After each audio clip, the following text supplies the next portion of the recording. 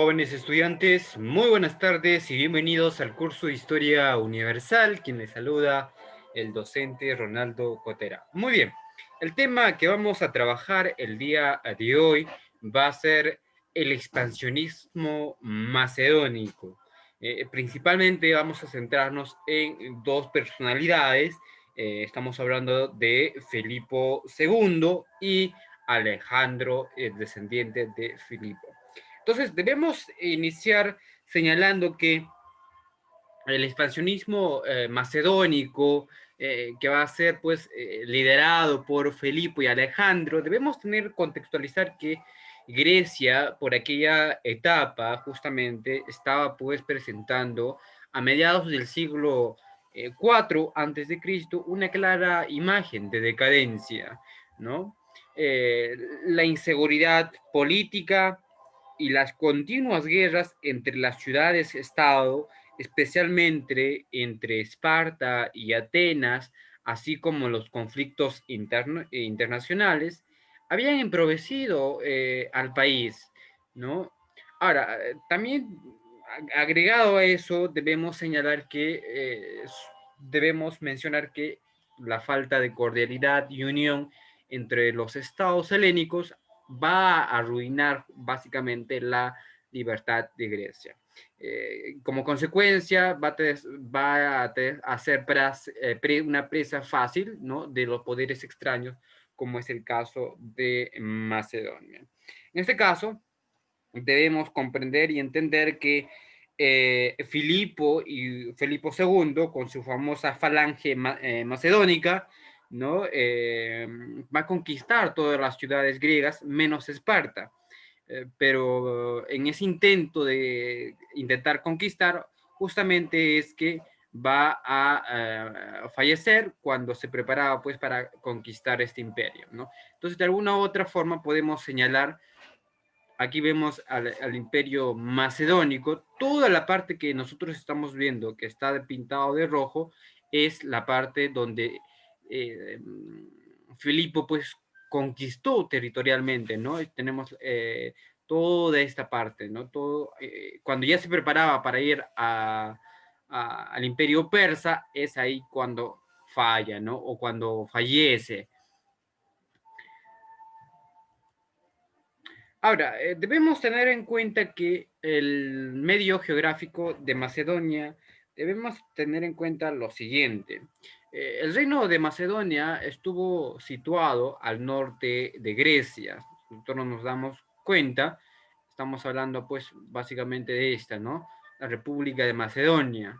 Entonces está al norte de Grecia. Todo Grecia está aquí y está ubicado al norte de Grecia. Su territorio es bastante accidentado por la presencia de montañas abruptas y que están cubiertas de justamente de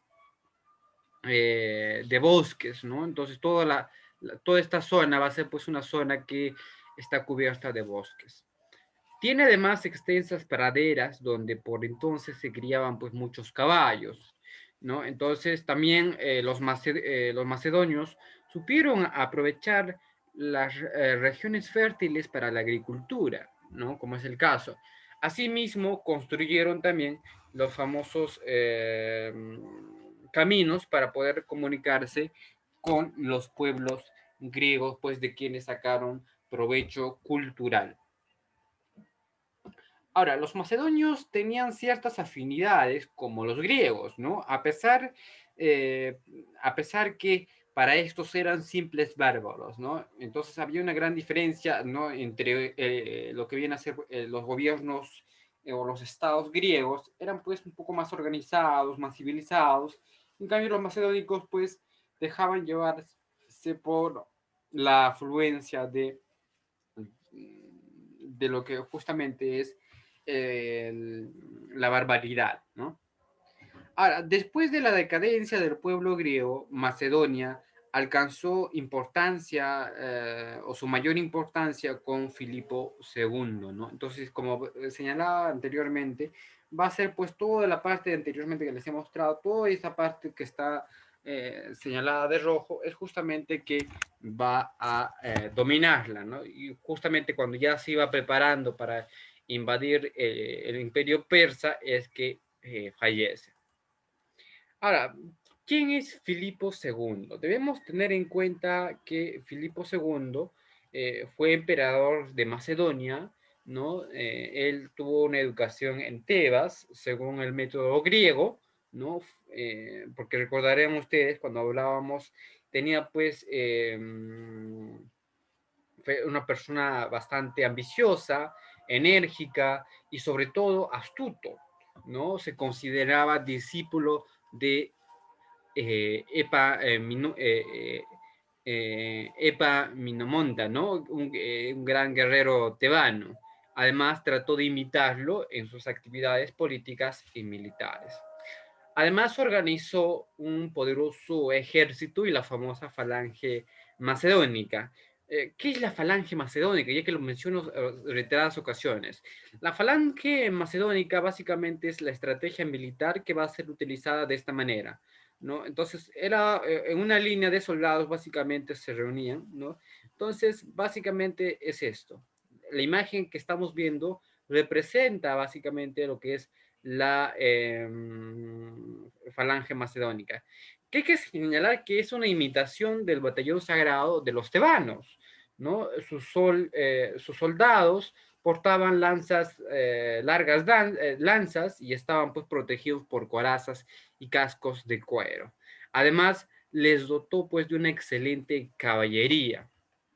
Ahora, su propósito de Macedonia fue conquistar Grecia, ¿no? Para ello se va a organizar, pues organizó su poderoso ejército con el que logró dominar a los griegos. Y con eso, pues básicamente se da lo que se conoce como la conquista de Grecia. La conquista de Grecia, jóvenes estudiantes, debemos señalar que Filipo II, con sus falanges, se va a apoderar de la ciudad primero de Elatea, que le abrió el camino a Beocia y de Ática. Una vez iniciada la guerra, la victoria pues favoreció a los atenienses, ¿no? Pero posteriormente vamos a ver que la acción decisiva tuvo por escenario la llanura de el Queronea, ¿no? El 3 de agosto del año 338 a.C., donde derrotó al ejército coaligado tebano-ateniense.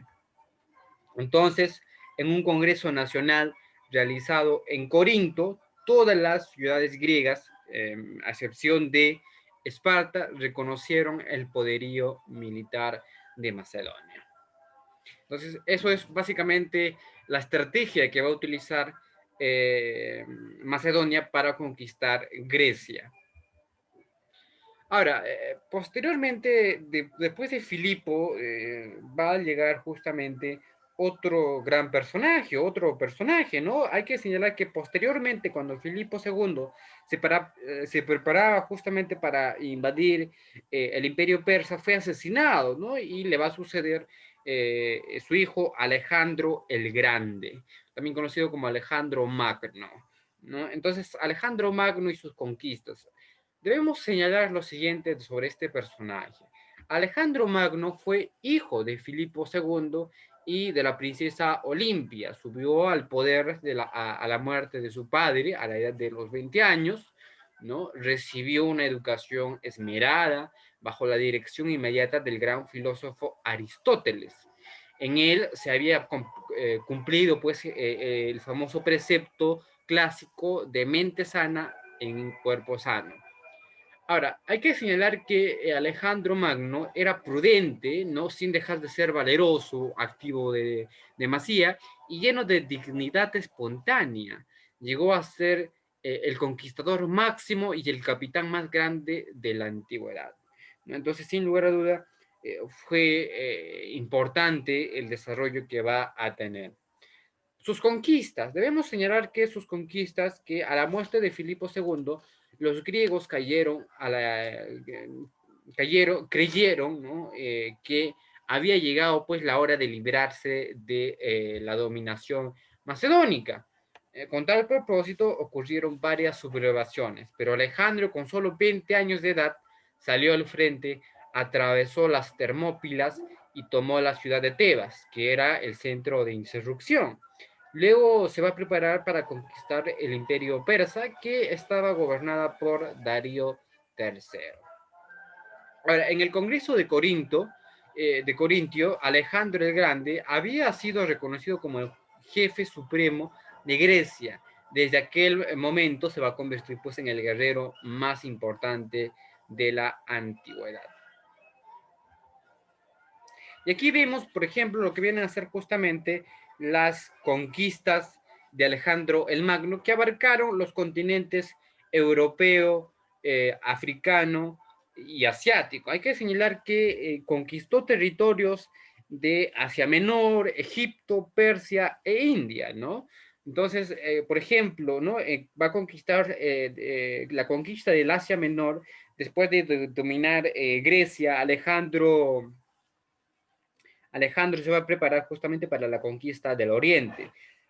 Para ello va a tener pues o va a formar un poderoso ejército que va a cruzar el Epesto, hoy estrecho del Dardanelos, ¿no? Pasando el Asia Menor, visitó básicamente la ciudad de Troya, ¿no? A donde celebró pues una ceremonia en honor al valiente Aquiles. Ante la presencia de las tropas griegas, los persas se defendieron, el encuentro pues se realizó cerca del río Gránico, ¿no? Con resultados favorables para Alejandro el Grande. Ahora, las ciudades persas fueron pues cayendo una tras otra hasta llegar a la de Gordio, donde se va a acostar pues con su espada el nudo gordiano, ¿no? Que según la tradición daría el dominio del mundo a quien lograra pues desatarlo, ¿no? Después de la batalla de Iso, en el año 333 a.C., sometió a Siria, Palestina y posteriormente va a someter a Egipto. Toda la parte que están viendo de amarillo, toda esa parte es que la parte que va a dominar justamente, lo va a dominar justamente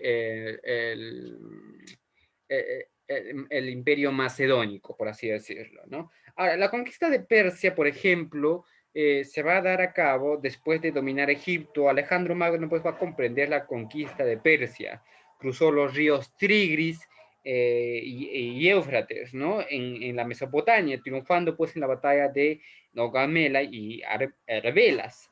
Ahora, luego se va a apoderar de las ciudades de Babilonia, Susa, Persépolis y Ecbatana, ¿no? Quedando pues así conquistado el reino de Persia. Entonces, de alguna u otra forma, toda esta parte va a ser dominado y va a ser custodiado por alguna u otra manera, ¿no? Por el imperio macedónico. Ahora, la conquista de la India, por ejemplo, quita la India, ¿ya? Después de permanecer 2 años en Persia, trazó el plan para conquistar la India, ¿no? Logró cruzar, por ejemplo, el río Indo, ¿no? Aquí está justamente el río Indo, aquí está. Va a cruzar el río Indo, ¿no? Y después de una batalla logró vencer al rey hindú Poro, ¿no? Alejandro Magno pensaba pues llegar hasta el río Ganges, ¿no? El río Ganges está por aquí está el río Ganges, ¿no? Entonces, al no poder lograr, porque su ejército estaba cansado, y después de 8 años de campaña, le obligó pues a retroceder de regreso, ¿no? Donde llegó otra vez a Babilonia, donde fue atacado por la fiebre infecciosa, ¿no? Entonces vemos de alguna u otra forma, vemos el recorrido que va a hacer, ¿no? Todo por aquí, así, así, todo por donde indica la flecha, ¿no? Toda esta zona va a volver aquí, llega a la India, de la India vuelve nuevamente hacia Babilonia. Entonces, una vez estando en Babilonia, justamente es donde le ataca pues la fiebre infecciosa a raíz del mal del cual murió, ¿no? Cuando apenas contaba con 33 años de edad en el año 323 antes de Cristo. Y con ello viene el fin del imperio Alejandro. Entonces, vamos a ver que el gran imperio de Alejandro, que abarcó territorios de Europa, Asia y África, llegó a su fin, donde 25 años de luchas internas debilitaron y dividieron al imperio en tres grandes reinos cuyos gobernantes fueron sus mismos generales. Por ejemplo, estos reinos fueron el reino de Egipto, gobernado por los descendientes de Ptolomeo, el reino de Siria, que correspondió a la dinastía de los Seleucidas, y el reino de Macedonia con la dinastía de los Casandros, ¿no? Entonces, de esa forma termina el mandato de Alejandro Magno, ¿no? Hijo de Filipo, ¿no? El Grande. Por eso es que tiene justamente ese mismo nombre. Hasta aquí, jóvenes estudiantes, la clase del día de hoy. Espero que les haya gustado. Nos veremos a ver en la siguiente semana.